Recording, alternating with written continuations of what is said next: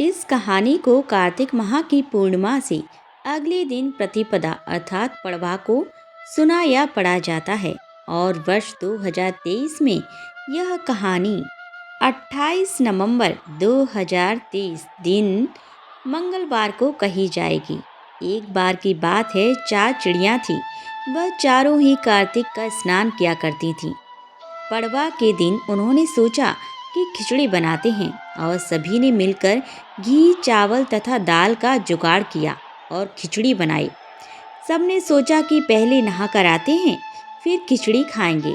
पहले एक चिड़िया नहाकर आ गई, बाकी नहीं आई। उसे भूख लगी थी तो उसने खिड़की की भाप खा ली। दूसरी चिड़िया आई तो उसे भी भूख लगी थी, उसने खिचड़ी का पानी पी लिया।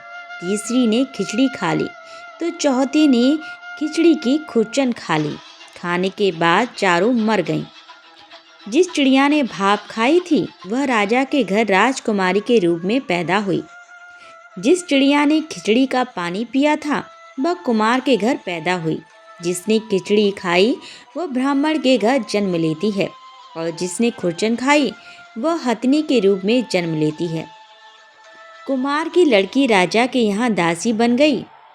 ब्राह्मण की लड़की राजकुमारी की सहेली बनी।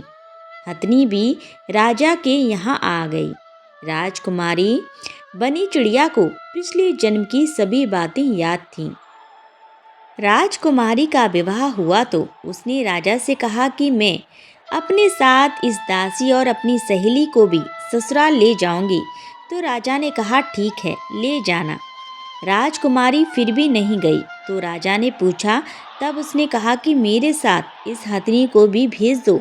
लेकिन हथनी जाने को उठी ही नहीं। तब राजकुमारी उसके कान में पिछले जन्म की सारी बातें कह देती है, जिसे सुनकर हथनी अब उठ जाती है। राजा यह सब देख रहा था और उसने तलवार निकाल कर राजकुमारी से कहा कि सच बता, तू कौन है, नहीं तो मैं तेरा सिर काट दूंगा।